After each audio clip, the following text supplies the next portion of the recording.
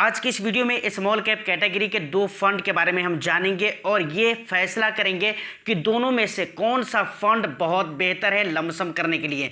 देखिए, जहाँ तक एसआईपी की बात है तो एसआईपी आप थोड़ा थोड़ा अमाउंट करके हर महीने करते हैं तो वहाँ पर उतार चढ़ाव ऊपर नीचे सब कुछ होता रहता है, उतना ज़्यादा फर्क नहीं पड़ता है। लेकिन अगर बात आती है लमसम की तो लमसम में असल में होता क्या है कि एक ही बार बहुत मोटा रकम आपको इन्वेस्टमेंट करना होता है, जो कि एक टाइम पे इन्वेस्टमेंट करना होता है और मार्केट के एक लेवल पे इन्वेस्टमेंट करना पड़ता है। सबसे बड़ा प्रॉब्लम ये होता है कि आपको मार्केट के एक लेवल पे इन्वेस्टमेंट करना रहता है, जिसके लिए हमें बहुत ही सोच समझकर फंड का सिलेक्शन करना होता है। तो आज हम स्मॉल कैप कैटेगरी के दो फंड के बारे में बात करेंगे, उन दोनों में हम कंपेयर करके देखेंगे और किन चीज़ों को लेकर हम कंपेयर करेंगे। एनएवी को लेकर कंपेयर करेंगे, फंड साइज को लेकर, रेटिंग को लेकर और सेक्टर एलोकेशन को लेकर हम कंपेयर करेंगे। देखिए, अगर सेक्टर एलोकेशन की बात की जाए तो यूट्यूब पर बहुत कम ही ऐसी वीडियोज़ मिलेगी जिनमें सेक्टर एलोकेशन को लेकर कंपेयर किया गया है दो फंड तीन फंड के बीच में, समझ रहे हैं। तो हम सेक्टर एलोकेशन के हिसाब से जो हमारा मेन फोकस रहेगा सेक्टर एलोकेशन, इसको याद रखना है। आखिर वो फंड कौन कौन से हैं उस पर भी हम बात करेंगे। और चलिए वीडियो को शुरू करते हैं। इसलिए आपसे रिक्वेस्ट है, एक लाइक कर दीजिए और शेयर कर दीजिए हर उन लोगों के पास जो लोग इस तरीके की वीडियो देखना पसंद करते हैं। और दूसरी बात, चैनल पे अगर फर्स्ट टाइम विजिट कर रहे हैं या अभी तक सब्सक्राइब नहीं किया है तो इंटरेस्टिंग कंटेंट फ्यूचर में देखने के लिए ज़रूर सब्सक्राइब करके सपोर्ट करें। चलिए सबसे पहले हम बात करते हैं। देखिए, हमने जो दो फंड को लिया है, सबसे पहला है Canara Robeco small cap fund, यकीनन बहुत ही बेस्ट फंड है। और दूसरा है टाटा स्मॉल कैप फंड। सबसे पहले हम कैनरा रोबेको के ऊपर बात करते हैं, फालतू की कोई बात नहीं करेंगे। सबसे पहले कैनरा रोबेको के बारे में बात करते हैं। देखिए, कैनरा रोबेको एक तरह से सबसे पहले एक डिस्क्लेमर मैं आपको देना चाहूँगा, स्मॉल कैप कैटेगरी के जो भी फंड्स हों उनमें रिस्क इन्वॉल्व होता है एज ए स्मॉल कैप, समझ रहे हैं कि नहीं। तो ऐसा नहीं है कि आपको कैनरा रोबेको स्मॉल कैप में रिस्क कम मिलेंगे और टाटा में ज़्यादा मिलेंगे या टाटा में कम मिलेंगे कैनरा रोबेको में ज़्यादा मिलेंगे, ऐसा कुछ नहीं है। इसके कैटेगरी के अकॉर्डिंग रिस्क रहते हैं, समझ रहे कि नहीं। तो ये क्लियर हो गया। अब सबसे पहले हम कैनरा रोबेको के बारे में अगर हम बात करें, इसके प्रेजेंट में एनएवी अगर हम देखें तो 32.32 है, समझ रहे हैं। इसका प्रेजेंट एनएवी चल रहा है। उसके बाद अगर रेटिंग की बात की जाए तो 3 स्टार की रेटिंग इसे वैल्यू रिसर्च ने दे कर रखा हुआ है। फंड साइज़ की अगर हम बात करें तो 7,821 करोड़ का फंड साइज है। ये कैनरा रोबेको की मैं बात कर रहा हूँ, 7,821 का ये फंड साइज है, समझ रहे हैं। तो फंड साइज ठीक ठाक है। अगर मैं रेटिंग की यहाँ पर बात करूँ तो रेटिंग मुझे पर्सनली, मैं अपनी बात कर रहा हूँ कि 3 स्टार की रेटिंग मुझे पसंद नहीं है। अब आपको कैसा लगता है वो आपके ऊपर डिपेंड करता है, समझ रहे हैं कि नहीं।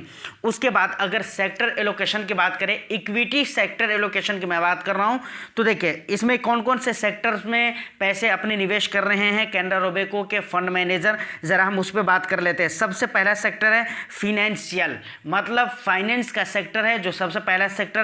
इसमें 17.8% पैसे निवेश किया जा रहा है। देखिए, ये बहुत ही इंपॉर्टेंट सेक्टर है, नो डाउट, क्योंकि बैंक अगर करप्ट हो गया तो समझ लीजिए कि बैंक का अगर बुरा हाल हो गया तो फिर क्या हो सकता है।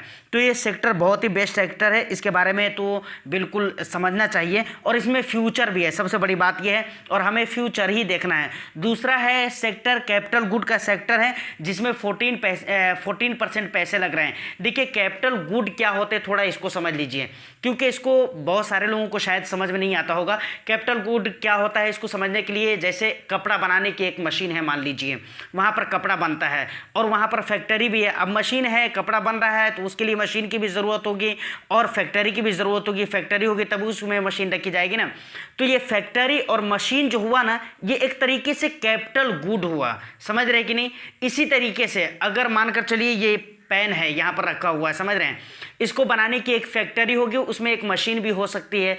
अगर नहीं भी है फिर भी फॉर एग्जांपल आप मान सकते हैं। तो मान लीजिए, मानने से कुछ होने वाला नहीं है, तो मान लीजिए कि इसको बनाने में जो मशीन है और जो फैक्ट्री है ना, उसको हम कैपिटल गुड बोलेंगे। तो उम्मीद है कि आपको बात समझ में आ गई होगी, समझ रहे हैं ना।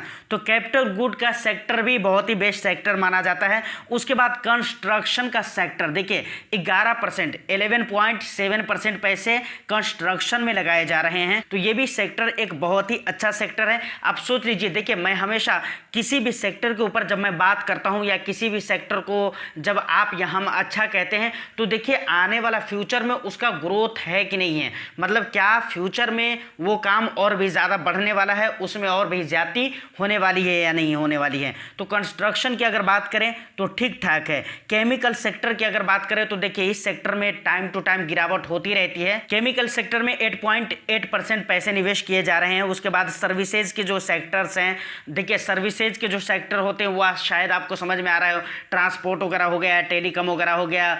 उसके बाद और भी बहुत सारी चीज़ें हैं जहाँ पे सर्विसेज, हर इंडस्ट्री के लिए सर्विसेज ज़रूरी है, समझ रहे कि नहीं। इसे आप देख नहीं सकते हैं, इसे महसूस किया जाता है, फील किया जाता है। तो सर्विसेज के सेक्टर में 15.7% पैसे लगाए जा रहे हैं। उसके बाद अदर सेक्टर की अगर बात कर लें तो 14.4% पैसे लगाए जा रहे हैं। हेल्थ केयर ये भी एक बढ़िया सेक्टर है, नो डाउट। हेल्थ केयर का सेक्टर एक ऐसा सेक्टर है जो हर टाइम पे चलता रहता है। इसमें गिरावट होती है लेकिन मेरे ख्याल से बहुत कम ही गिरावट होती है, बहुत ज़्यादा गिरावट यहाँ पर आपको देखने को नहीं मिलेगी। तो हेल्थ केयर सेक्टर में 9.7% पैसे लगाए जा रहे हैं। कंज्यूमर स्टॉप लेस में अगर देखें तो यहाँ पर 8.5% पैसे लगाए जा रहे हैं। अभी तक जो भी डिटेल्स पे मैं बात कर रहा था वो Canara Robeco small cap fund का डिटेल्स था। अब हम बात करते हैं टाटा स्मॉल कैप फंड के बारे में। सबसे पहले अगर हम एनएवी की बात करें तो 32.65 है, जो कि ठीक ठाक है, मतलब लगभग कह सकते हैं बराबर बराबर है, समझ रहे हैं। रेटिंग की अगर हम बात करें तो 4 स्टार की रेटिंग है और मैं बराबर बोलता हूं कि पर्सनली मुझे 4 स्टार की रेटिंग कम से कम मिनिमम होना चाहिए। उसके बाद अगर फंड साइज की बात कर ले तो 6134 करोड़ का फंड साइज है। अब सेक्टर की बात करते हैं। सेक्टर सेम यहाँ पर भी नजर आते हैं क्योंकि फिनेंस का सेक्टर है, सर्विसेज का सेक्टर है, कंस्ट्रक्शन है, कैपिटल गुड है, मेटल्स एंड मीनिंग है। ये एक अलग सेक्टर है जो कि Canara Robeco small cap fund में नहीं दिखा था हमें। उसके बाद केमिकल्स का सेक्टर है, हेल्थ केयर का सेक्टर अदर है और कंज्यूमर स्टेपलेस है। देखिए ये सारे सेक्टर्स लगभग बराबर ही है। फिनेंस के सेक्टर में 15% निवेश किए जा रहे हैं, सर्विसेज में 13%, कंस्ट्रक्शन में 10%, कैपिटल गुड में 9%, उसके बाद है मेटल्स एंड मीनिंग में 7%, केमिकल्स में 14%, उसके बाद हेल्थ केयर में 10%। इस तरीके से ये सारे डिटेल्स यहाँ पर देखने को मिल जाते हैं। देखिए अब एक चीज़ आप यहाँ पर गौर कर रहे हैं कि अगर हमें 1 लाख रुपये का अगर लमसम करना है तो किस फंड में किया जाए, और ये डिसीजन अगर आप सेक्टर एलोकेशन की बुनियाद पर लेना चाहें तो मेरे ख्याल से ये बहुत ही मुश्किल काम है, समझ रहे कि नहीं, बहुत ही ज़्यादा मुश्किल हो जाता है। इसलिए अब हम देखते हैं कि भाई इसके रिटर्न्स कैसे हैं। 3 इयर्स के रिटर्न्स देखेंगे, ओवरऑल रिटर्न्स देखेंगे। सबसे पहले अगर हम Canara Robeco small cap fund का 3 इयर्स का रिटर्न्स देखें तो यहाँ पर आपको देखने को मिल जाएगा कितना परसेंट। 3 इयर्स में 39.88% का रिटर्न्स दिया है Canara Robeco small cap fund ने। ओवरऑल रिटर्न्स जो इसके रहे हैं सिंस इंसेप्शन रिटर्न्स आप इसको कह सकते हैं, वो 28.62% के रिटर्न्स रहे हैं।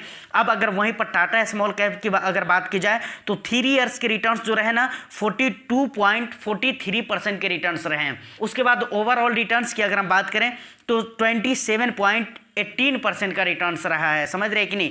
तो यहाँ रिटर्न्स के मामले में थोड़ा सा ज़्यादा दिखता है टाटा स्मॉल कैप फंड। उसके बाद अगर हम देखें तो यहाँ पर टाटा स्मॉल कैप की रेटिंग अगर हम देखने की कोशिश करें तो यहाँ पर रेटिंग भी 4 स्टार की रेटिंग मिल जाती है, बट यहाँ पर रेटिंग मुझे उस हिसाब किताब की नहीं लगती है।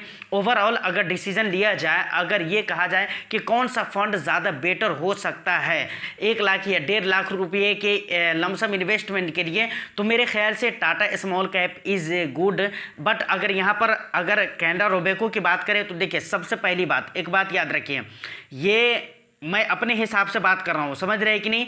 ऐसे Canara Robeco small cap fund भी बहुत बढ़िया फंड है, आपको शायद पता है या नहीं है। और भी डिटेल्स मैंने कहा ना ज़्यादा चीज़ों को हम कवर नहीं करेंगे इसमें, और भी चीज़ों को अगर कवर करके देखें तो Canara Robeco small cap fund भी बहुत बेस्ट फंड है अपने कैटेगरी का। लेकिन फ़िलहाल हमारे कंपैरिजन के हिसाब से अगर देखा जाए तो हमारे को टाटा स्मॉल कैप फंड ज़्यादा बेहतर लगता है। फ़िलहाल आपको क्या लग रहा है और आपका क्या कहना है इस मामले पर, आप मुझे ज़रूर कमेंट सेक्शन आपके लिए है, आप मुझे बता सकते हैं।